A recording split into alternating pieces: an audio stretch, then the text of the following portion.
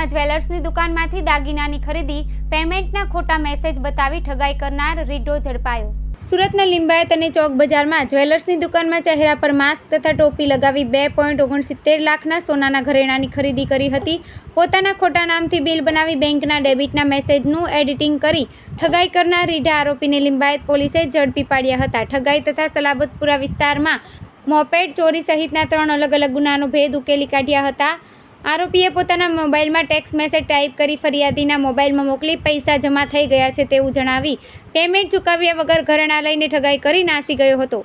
એ જ રીતે આરોપીએ ચોક બજાર વિસ્તારમાં પણ સરગમુ જ્વેલર્સ નામની દુકાનમાંથી એક 22 કેરેટ અને એક 20 કેરેટની સોનાની વીંટી મળી કુલ 49,000ની ખરીદી કરી જ્વેલર્સ સાથે ઠગાઈ કરી નાસી ગયો હતો। એટલું જ નહીં, આ સિવાય આરોપીએ સલાબતપુરા વિસ્તારમાં આવેલ 80 ફૂટ રોડ હીરામણી ચાલ કૌસર ચાઇનીઝની લારી પાસેથી ડુપ્લિકેટ ચાવી વડે એક બર્ગમેન મોપેડની ચોરી કરી હતી। ચોરી કરેલ બર્ગમેન મોપેડ ઉપયોગ આરોપીએ ગત તારીખ 24ના રોજ લિંબાયત વિસ્તારમાં ઠગાઈના ગુનામાં કર્યો હતો। આ ત્રણેય ગુનાના ભેદ પોલીસે ઉકેલી આરોપી વિરુદ્ધ આગળની તપાસ હાથ ધરી છે। લિંબાયત પોલીસ સ્ટેશન વિસ્તારમાં એક ગુનો રજીસ્ટર થયો હતો, જેમાં ચીટિંગનો બનાવ હતો। આ ઘટનામાં હકીકત એમ હતી કે એક વ્યક્તિ પોતે બાયર તરીકે જયશ્રી જ્વેલર્સ, જે મદીના મસ્જિદ પાસે આવેલી છે, ત્યાં ગયો હતો। બાયર તરીકે ત્યાં જઈ અને એણે 2,20,000ના ઘરેણાં ખરીદ્યા હતા। આ ઘરેણાં ખરીદ અને ત્યારબાદ એણે પેમેન્ટ કરવા માટે એક અલગ મેથડ અપનાવી હતી, જેમાં એણે જે વિક્ટિમ છે જ્વેલર્સ, એના પેટીએમ એકાઉન્ટ હોય એના ઉપર સ્કેન કરી અને પછી એને એક SMS મોકલ્યો હતો કે તમારું પેમેન્ટ આવી ગયું છે। એણે આ પેમેન્ટ 2 ભાગમાં કરેલું હતું। એ રીતના એને પેમેન્ટનો મેસેજ મળ્યો હતો, એટલે જે વિક્ટિમ હતો એને એવું લાગ્યું કે એને પેમેન્ટ આવી ગયું છે। પછી આ જે વ્યક્તિ હતો ત્યાંથી નીકળી જાય છે ઘરેણાં લઈને। ત્યારબાદ જે વિક્ટિમના છોકરો હોય છે એને ફરીથી એ SMS જોવે છે તો એને ખ્યાલ આવે છે કે આ જે SMS આવ્યો હતો પેમેન્ટ થઈ ગયાનો, એ SMS આ જે આરોપી હતો એણે જ પોતાના મોબાઈલથી મોકલેલો હતો અને એડિટ કરીને કોઈ જૂના SMSને એડિટ કરી અને આમાં મોકલેલો હતો। પછી એણે પોતાનું એકાઉન્ટ વેરીફાઈ કર્યું વિક્ટિમે, તો એને ખ્યાલ આવ્યો કે એને કોઈ પણ જાતનું પેમેન્ટ થયું નહોતું। એટલે એક અલગ પ્રકારની એમો વાપરી અને આ વ્યક્તિએ છેતરપિંડી કરી હતી, જે અનુસંધાને લિંબાયત પોલીસ સ્ટેશનમાં ગુનો નોંધી અને આગળની કાર્યવાહી શરૂ કરી હતી।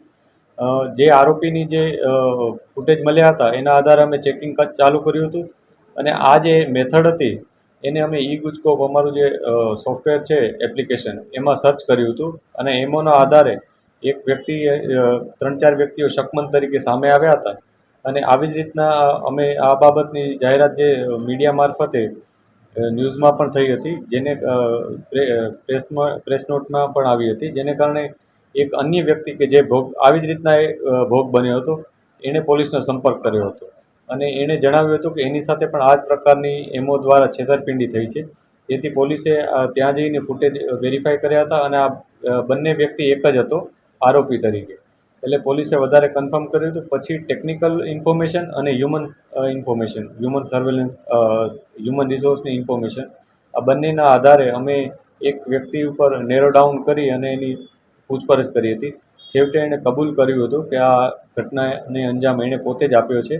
એનું નામ દેવલ ઉર્ફે ડેવિલ શિંદે છે। તે પોતે અગાઉ પણ બહુ બધા આ જ પ્રકારના અલગ અલગ ચીટિંગના અને ચોરીના ગુનાઓમાં સંડોવાયેલ હતો। આ ઉપરાંત એના વિરુદ્ધ અટકાયતી પગલાં પણ બહુ બધી વાર લેવામાં આવ્યા હતા। લગભગ 19 જેટલી ઘટનાઓમાં પોલીસના આ ચોપડે ચડેલ છે। આ ઉપરાંત તાજેતરમાં એના દ્વારા 2 જગ્યાએ આ પ્રકારની ઘટનાને અંજામ આપવામાં આવ્યો હતો, જેમાં લિંબાયત ઉપરાંત ચોક બજારમાં પણ આ જ પ્રકારના 49,000 રૂપિયાના ઘરેણાં એ લઈ ગયો હતો, જે ઘરેણાં અમે ઇન્વેસ્ટિગેશન દરમિયાન રિકવર કરેલ છે। આ ઉપરાંત એક જે સલાબતપુરામાંથી એક બાઇક પણ બર્ગમેન બાઇક છે, એ પણ એને ચોરી કરેલી હતી, એ પણ અમે ગુનો જે ડિટેક્ટ કરેલ છે। એટલે ટોટલ અત્યારે 3 ગુના ડિટેક્ટ થયા છે અને આની અન્ય વિગત પણ અમે તપાસી રહ્યા છીએ કે અન્ય કોઈ જણા પણ આમાં વિક્ટિમ છે કે નહીં।